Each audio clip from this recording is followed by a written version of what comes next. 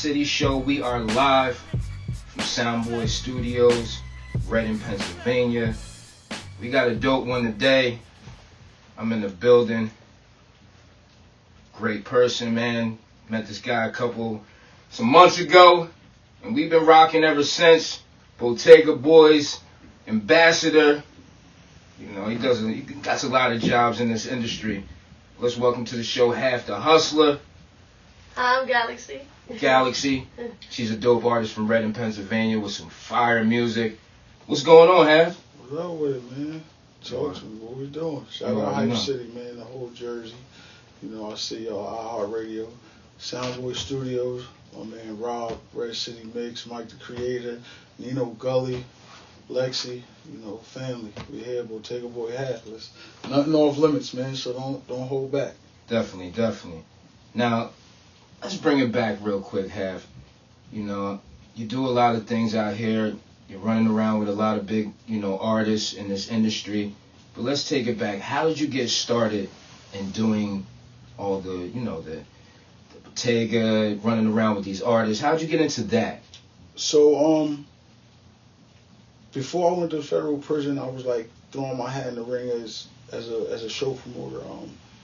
Dude named Joe the Promoter threw a big show on Easter Sunday in Philly, Club Transit, with Beanie Siegel, Paul Wall, and a bunch of people, and the show flopped.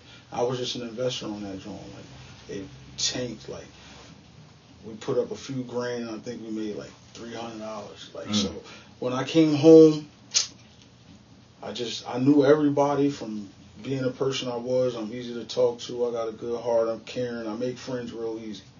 You know what I mean? And I just started dealing with an artist out of Philly by the name of Sandman.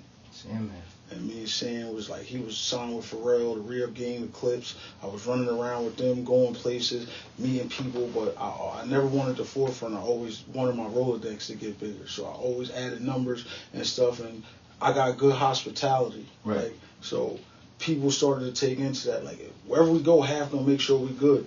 And it just took off from there. Like, So your situation with Sandman, you're running around with him, meeting these people. Whatever happened with that situation? Nas said it the best. Sometimes best friends become strangers. Right. In the whole nutshell, we just grew apart. Like, I seen him a few months ago. We spoke, we exchanged numbers. We started following each other on Instagram. One day I went there, he wasn't following me no more. I unfollowed him, and no love lost. Like, sometimes people lives move in different directions. That's still my bro, though. I got love for him. It ain't like if I see him as an issue, but we don't speak like we used to, I should say. So. Right. So you've been doing that. Then you got this the Bottega here. How did that come apart? So I was a crazy Moet guy. Moet Rose. I was hashtag Moet Rose. A rep for the company. I've never said his name in any interview, so I won't this interview. He reached out to me and he said, "How does that make you feel?" And I said, "What are you talking about?" White dude. I'm like, fucking dude is trolling me. So he's like, "How does it make you feel that every time I look, I see you hashtagging Moet? He said, "They don't like your photos, they don't comment, they don't do nothing. How does that make you feel?" So I said, "Dude, what the fuck is wrong with you? Like, how does it make you feel? Like, what do you?" So he was just like, "Hey, how would you like to get with a company that cares about what you think, how you feel, that'll comment, that'll do this?" So I said, "Well, talk to me." I had a Styles P show coming up at Club Goodfellas in Pottsville. So he said, "Can I meet with you?" I'm like, "This is the feds, like this ain't." So I ended up going to meet the dude, and he brought cases of liquor, Bottega, all types of stuff. And he was like, "Yo, man, I want you to take this, give me some photos, do this, do that." And I did it. And then he just started coming. So they offered me a... Now, at this time, did you know of Bottega liquor? Nope. You had no when idea. When I first saw it, I was like, man, those just fake Ace of Spades bottles. It looked cheap, like the packaging wasn't and stuff. But like, I groomed them into getting suitcases. Like, when you order this in New York City at a club, the suitcase comes to your table with a bodyguard. The suitcase is handcuffed to him. He handcuffs it to the table. He opens it up like that. He presents it. The lady pours it, and then that bodyguard stands there with you for the rest of the night. So, if you translate Bottega is in Italian, it means fly, flashy, upscale. Right. So there's a clothing line now called Bottega Veneta that people think is us. That has nothing to do with us. I was gonna say that because a lot of people kind of confuse that with the liquor. Yes. Like, saying, well, y'all, or you're copying these guys because that's more, popular to America right now. Bottega was out, and then Bottega Veneta came. It might have been before, but there's Bottega Veneta lounges, all types of stuff. But no, the Bottega Boys, I own that name. I play for the team I own, so I own that name. I own that brand. I'm invested in Bottega, stock options, stuff like that. But I don't own the company. A lot of people are complaining. They be like, oh, that's the dude that own Bottega. Like, no, I own Bottega Boys. We're equivalent to what the Ciroc Boys do for Ciroc. Right. Now, how did everybody take the liquor when you brought it around? Like, how they take to it? Did they say, hey man, this is some such and such, or yo, this is dope? How's everybody like the taste of the liquor? I've never had no complaints. Because a lot of people, with different alcohols out here, they say, yo, it tastes like this. I have heard things about Ace. I never had that, but different things. So the thing with me is this: people like free. Right. So I've never been the person to always be like, hey, like when I do a Bottega sponsorship, it's free. No one's ever paid for a Bottega sponsorship. So if I do a party or an event, I'll bring 100 bottles. They all free.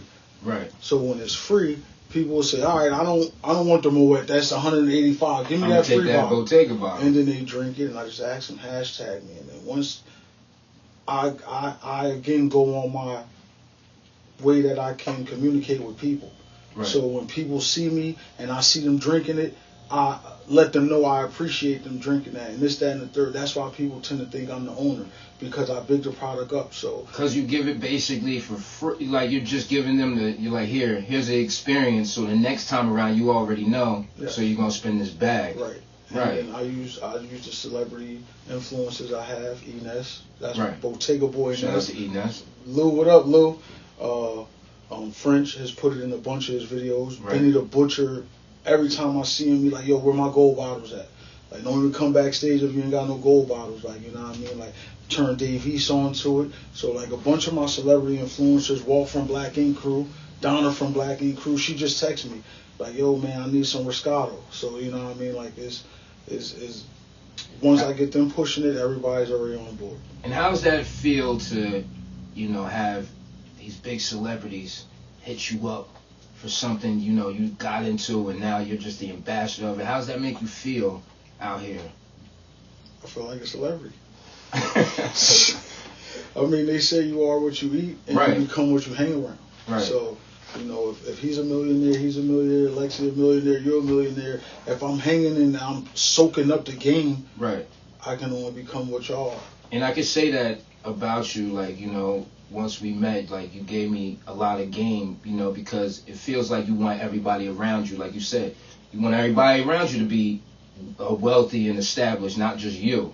You know what I mean? My thing is, when we go into these clubs and these places, if Lexi buys 5 bottles and Mike the Creator buys 5, Nino buys 5, Rob buys 5, I buy 5, who's the boss? Like, who's running this outfit?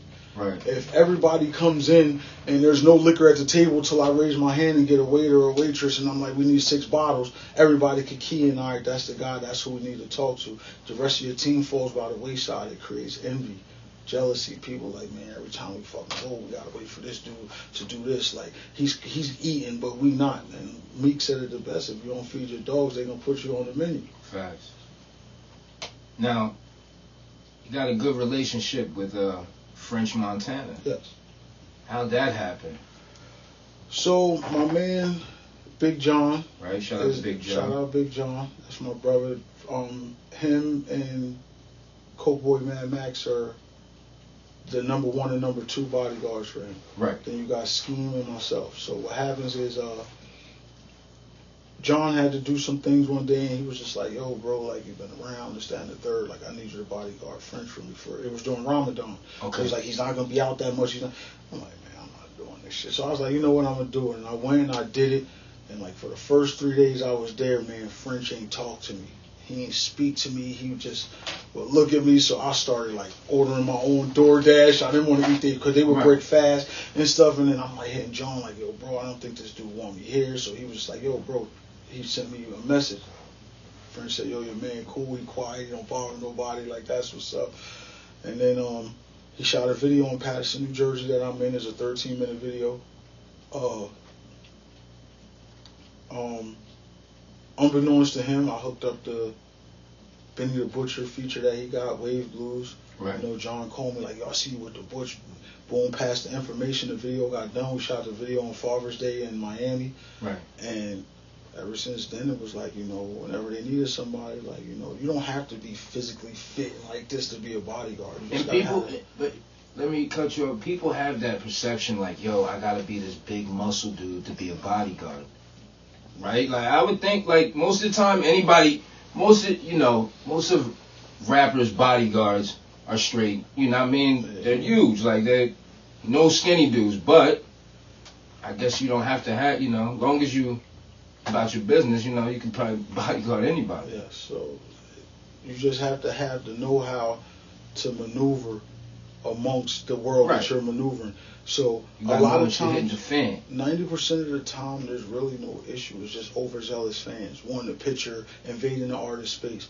Friends are sitting down eating dinner with his son and his manager, and you got a fan at the next table trying to get him eating. And, yo, can we get it? Like, yo, let him finish eating. When he's done, we'll oblige to kindly take the photo with you.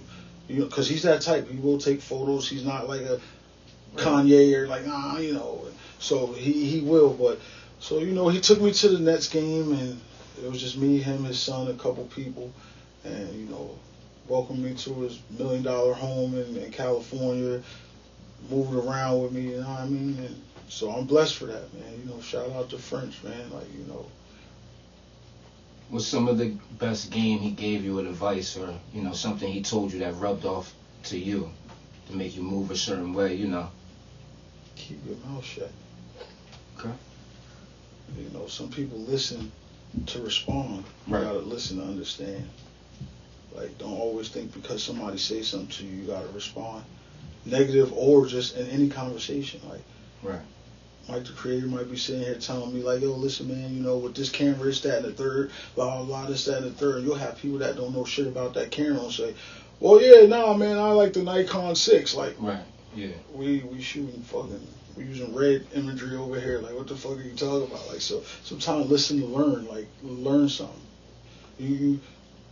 The best thing I could tell you, you go and take a job somewhere at FabCon. They teach you how to do something there. You quit, you leave, you go do a job at a bakery. 6 months later, you don't like that, you quit, you leave. But you got all of that information from each of them jobs that you went through in life. You got it for a reason. One day you sit there, Lexi's like, man, I need you to bake me these fucking cookies. I don't know how to do it. And you're like, oh shit, I worked at Annie Mae's. I know how to bake them fucking cookies. There's just information sometimes that you get. So sometimes you just retain info. You don't always just be a sponge sometimes.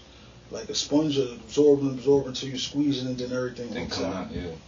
Now, question for you. You know, you've been doing these parties. You do the promoter things. The artists. I had this question for the artists. Artists always say, why do they have to pay for the stage? Like, when you throw a party, right, they always say, well, you threw the party. Why do I have to pay for your stage? Ain't you gonna, you know what I mean? You know, you're the promoter. Aren't you supposed to be putting out flyers, doing this, doing that? So why do artists have to pay for stages? Okay. So, certain artists shouldn't have to pay for stages. Right. So, for instance, a couple months ago, and I'll leave the name out, but a couple months ago there was a show at the Reverb. Some people we know brought Dave East. Right. An artist that I manage and deal with by the name of Chill is a known artist in Reading. And they wanted him to pay $200 to perform and sell 20 tickets. Okay. I told the person that was throwing it, that's very disrespectful. First off, you're coming into this man's hood where he has a reputation at and is known as a hot artist who could possibly bring more than 20 people to your. So you're putting him in a box like, all right, they want to play me. I'm only going to sell the 20 tickets and pay the 200 and perform. Whoever else comes after that comes. Whoever don't. Me as a promoter, yes, I do believe that if an artist wants to be on the show, is investing in yourself. The artist before you did it. Whether you went to a showcase and paid to be on that showcase, to be judged by these A&Rs. Hey, come sit down. We're doing 50 cents A&Rs. Like, you know, there's people that make a living off of these Jones. And I've never seen no one sign from a showcase yet, ever in the history of music. Not one artist that said, hey, I did the Coast to Coast mixtape tour and I was signed. Yeah. Not one of them. They might have created a buzz, but not one record company has ever picked up anybody from any of these places. So it's all the way to just put money. So now to answer your question, I'm bringing Fabio Foreign to the town. Soundboy calls me, hey, we have an artist by the name of Solar Alexa. We want her to perform on the show. Okay, I'm paying, because these artists nowadays are astronomical. So I'm paying Fabio $75K for an hour show. Right. I have to bring people in to make my money back. The first person that buys a ticket for $25, they'll have the best night of their life for $25. It costs me $50 to $70K to get the artist. Right. So now the next person buys. When you get this person that wants to perform, if you're so hot and you got fans, then we want you to bring them too. So you paying $200 for opening that to invest in yourself is to show the promoter to say, hey, look, I don't think no artist should have to sell tickets, but I do believe they should have to pay, and that's the reason why that I had to pay somebody. Right. So I'm going to give you the free look when you get Fabio hears you that night and you that hot and he says, you now A foreign side. We signing you. Yeah. You're not going to say, shout out to Half for giving me the free slot or on the stage. Just exactly. So that's sort of your finder's fee or your loser's fee, whatever. You're going to decide. You know, I can get you there. It costs you $200. Most of these artists feel like they want to bring them plus their entourage. My mom got to come in through the back. Everybody can't block your blessing. Exactly, man. So sometimes in certain situations, yes, an artist should have to pay, and in certain times they shouldn't. There's a few artists in Reading that I've heard perform and seen their stage show, and I'm like, you gave this nigga a free slot? Like, look how many people went and got drinks once he took the stage. And guess what? If they did it this time, they're going to do it the next time. When you think this nigga's hot and, oh yeah, nigga, what the motherfucker we out here? Niggas is going to get drinks, and they like, on the next show, it's like, hey, these dudes is opening up. Niggas now, they like, you losing tickets. So I'm not fucking going there and see these bozos jump around all fucking night. Right. So. Hi, I'm Galaxy. I'm a local artist from Reading, PA. Looking to make it global, you feel me? Okay. How long you been doing this? All my life. All my life. I've been singing since like 1. Swear to God. No lie. Yeah. Okay. So you do the R&B, you do the rap, you do it all? Yeah, I do. Okay. So what's your goals for this? I want a Grammy. And I want to be in the Hall of Fame just off of writing. Like, and, you know. You're like the first artist I ever interviewed that said, I want a Grammy, and that's fucking dope. Thank you. Because most people be like, I want this, I want, you know, you said, I want a Grammy, and I want to be in the Hall of Fame. Yeah. I want someone to feel me on So that's like longevity there. So absolutely. People that never even heard you be like, who the hell is that? Yeah, but they know when they, you know what I'm saying? Right. You have a great voice. Thank you. Thank you very much. And this is where you do all your work at? Yeah, Soundboy Studios. Okay, and my man over there is the good engineer? No. No? You're the owner? He's I'm actually her manager. Oh, he's the manager. Excuse me. I'm very sorry, my dude. Me and 2 other people manage. She has a management team. Me, Mike the Creator, and Nino Gully. Okay, and how'd y'all all link up? Oh man, long story short, Nino Gully's also an artist. Right. Shout out to Nino. Yeah, shout out to Nino. And he told me that he wanted me to jump on board and manage Lexi. And I was like, all right. So I called Mike, who's a dope visual guy, and I said, listen, I'm not gonna do this unless you jump on board with me. So I kind of pulled Mike into it, and now we trying to make some magic happen for Lex, man. You know what's great about you, Lex, is that you have like a good team around you. You have a good manager, got a dope videographer over there that shoots crazy visuals. Mm-hmm. So you got like you got half of what, you know what I mean, some people never have. Yeah. So that's super dope. Super, super grateful. Now you got a project out? Not yet. It's coming out. It's coming out. You got a date? Or you can't tell me the date? Manager over there, you got a date? We haven't figured out the drop date, but we are coming close to a date for her single. Okay. Which is Soul. So the song is crazy, and we actually just wrapping up the video shoot, and probably hopefully before November, maybe. Ooh. Okay. Before, Ooh. you know. Okay. Of course, we gotta do the rollouts and all of that. So Right. it's just, you know, we want to do it right. We're not gonna fugazi it. Right. Now you're a manager, and I got this question for you. There's a lot of artists out there that always scream, yo, I need a manager, I need a manager, I need a manager. What can you say to them artists like that say they need a manager? Like, when do you think you need a manager to these artists? Like, when should an artist say, hey, let me reach out to somebody to start managing my career now? When it starts getting cloudy for them and confused, like there's so much going on that they cannot handle what they're doing. Right. If their music is picking up and they're getting a lot of views and now they need access to certain things, certain people making phone calls, that's when you should start saying, okay, let me get a manager now. But as far as you starting out, the ground up artists, put music out, stay consistent with content, get your buzz going, and then consider getting management. Because management at an early stage is not really going to do anything for you, because that manager is going to be struggling to shop you. Right. Because you're still ground level. Yeah. Right.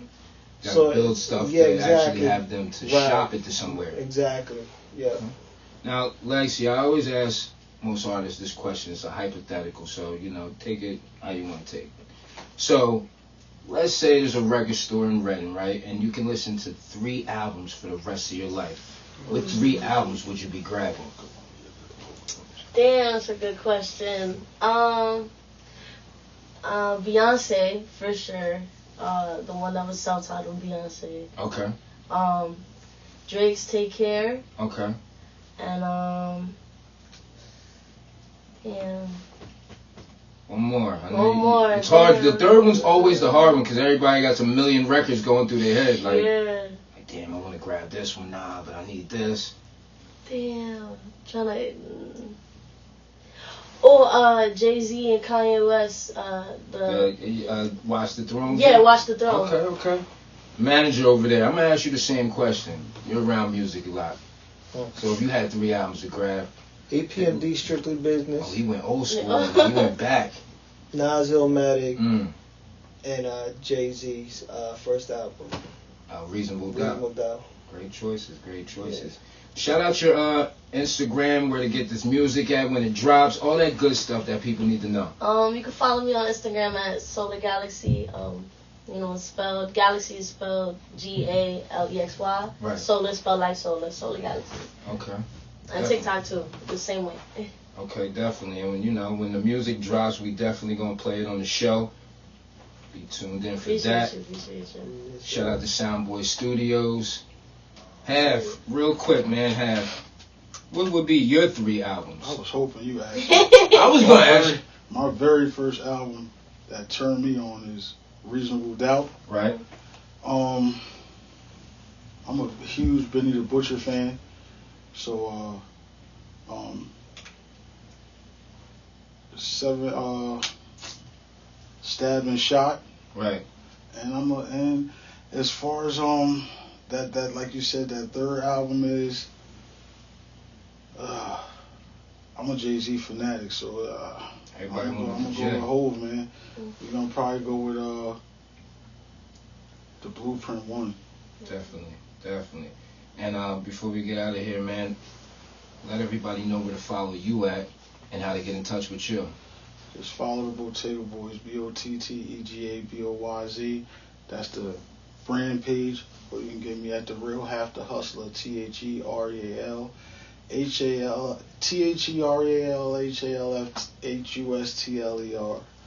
Man, confused right now. You're going to have it on the bottom of this. Right, yeah. I got all that if you didn't get that. I got you. Yeah, man, you know. But before we move, man, I got a little gift for you, man. So, word. All this stuff right here, man, you know, George Gliss is definitely a Bottega boy. He been with us. He been rocking with us, giving us camera work. You know what I mean? You know, he stayed the course. So you got a case of Bottega Gold down there with the bucket and the big Magnum bottle, man, for you to pop on your, earliest convenience. There's more stuff coming with it. So, I appreciate you, brother. Thank you very much. It was a secret society. All we ask is trust. Definitely, bro. Thank you, man.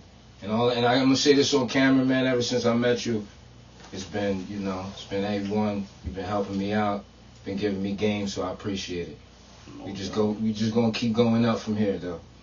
But thank you guys. I appreciate it. Shout out to Soundboy Studios again. Go get this dope music from Lex right here. Lexi, she's dope. I promise you, you will not be. You trust me. You're gonna be like, yo, I'm grabbing 5 copies of this shit now. You know what I mean? Make sure you keep that, because when she get that Grammy, it's all right. I had it first. I got it first. Word up. Well, when you hear the album, that's what you're gonna think. Grammy. Man, like you making Grammys. That record I was like, yo, from that's just a single. She's what's going on out here? That's it. Yeah, that's it right there. That's so, not in the studio. Thank you guys. Appreciate it. Salute. For Hype City, Jersey Gliss, we out. How do I shot it up for cover, but the bullets flying every right between the web it hurts. I just wanted you to love me, but I see you wanting nothing, so you shot me through the heart. So